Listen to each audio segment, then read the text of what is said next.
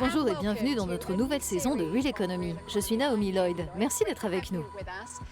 Nous sommes à Paris sur les Champs-Élysées, décorés pour les fêtes. Habituellement ici, les cafés installent leurs terrasses.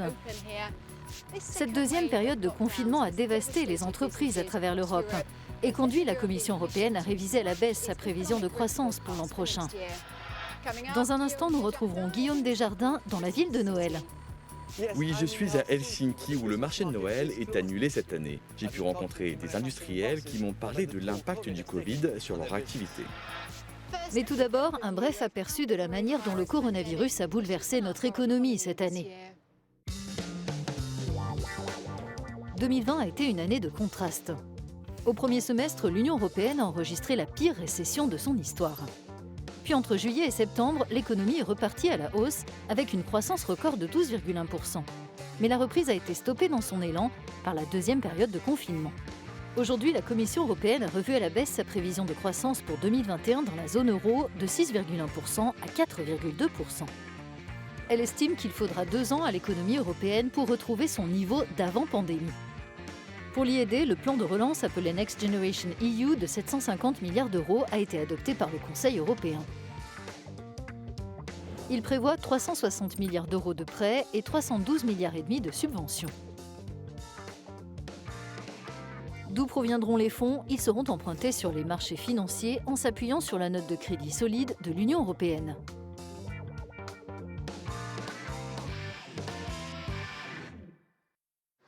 Cet été, Paris a vu sa fréquentation touristique baisser de 95%. Ainsi, ces bouquinistes, en tout cas ceux encore ouverts, ont engrangé des ventes d'à peine quelques euros par jour. Toutes les économies européennes n'ont pas été affectées avec la même ampleur, mais même les moins touchées, comme la Finlande, qui a affiché une contraction de 4,4% au deuxième trimestre, comparée au moins 17,8% de l'Espagne, restent vulnérables. Guillaume Desjardins s'est rendu à Helsinki pour voir quelle est la situation des entreprises sur place. Avec 12 millions de passagers chaque année, le port d'Helsinki est le premier port mondial de transport de personnes. Malgré cela, les Finlandais ont réussi à garder quelque peu le contrôle sur l'épidémie, ce qui explique en partie pourquoi la contraction économique est parmi les plus modérées d'Europe. Le gouvernement finlandais a également débloqué une enveloppe de 15 milliards d'euros pour soutenir les entreprises et les travailleurs, mais avec leurs partenaires commerciaux durement touchés par la crise, cela sera-t-il suffisant ? La demande en berne en provenance de leurs partenaires commerciaux, notamment d'autres États membres de l'UE, pèse sur les entreprises finlandaises. Lewyship, un des principaux affréteurs privés de Finlande, a constaté une chute des importations et des exportations au printemps. Quand vous avez 95% des avions cloués au sol, cela veut dire que le fret aérien est à l'arrêt. Et pour le fret maritime, tout à coup, on est dans une situation où une grande part de tous les conteneurs et porte-conteneurs sont bloqués à l'extérieur de la Chine, en attendant que les choses se tassent. À quelques encablures, Wärtsilä emploie 19 000 salariés dans le monde. L'entreprise fabrique des moteurs de navires et des générateurs électriques basse consommation et a perdu 10% de son chiffre d'affaires cette année. Malgré la révision à la baisse des prévisions économiques de l'UE, l'arrivée annoncée du plan de relance européen et du pacte vert suscite l'espoir de l'entreprise.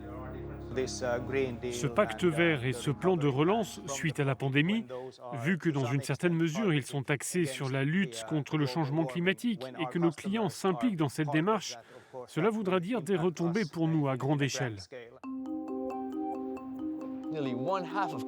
Une entreprise technologique sur 2 prévoit une dégradation de la situation dans les mois à venir.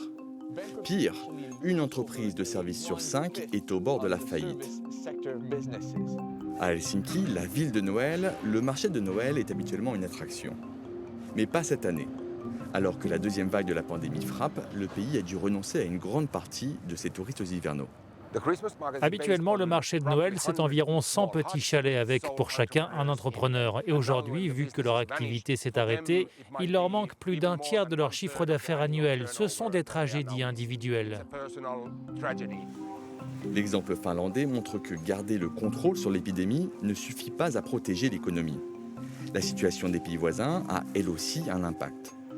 En matière de commerce européen, il n'y a pas de vainqueur si tous ne sont pas vainqueurs.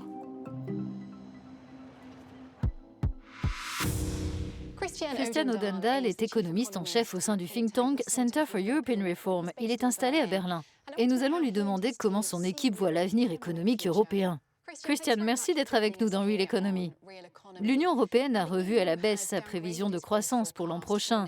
Mais dans le même temps, de bons résultats ont été annoncés en vue de la fabrication de vaccins. Êtes-vous optimiste quant à la reprise économique en Europe ? Nous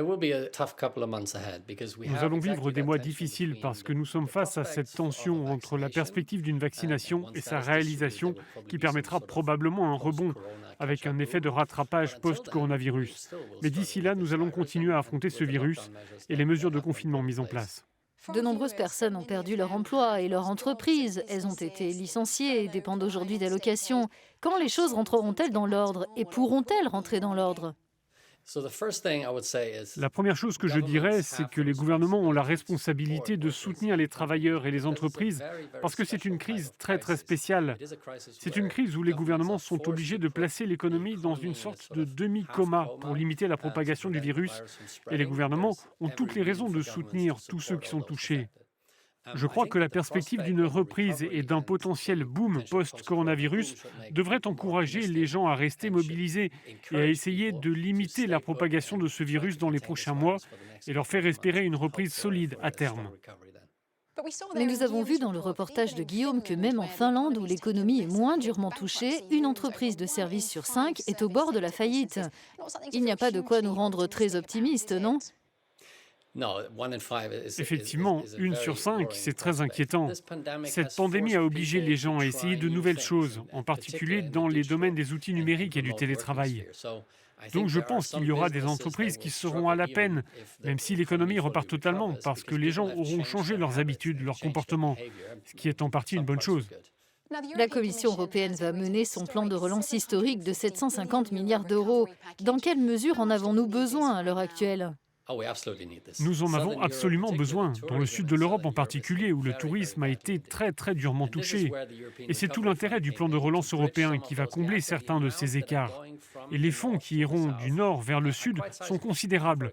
Un pays comme la Grèce, par exemple, sera amené à recevoir environ 2% de PIB dans les 2 ans qui viennent. C'est un transfert très important. Christian Odendal, du Center for European Reform, merci beaucoup d'avoir été avec nous.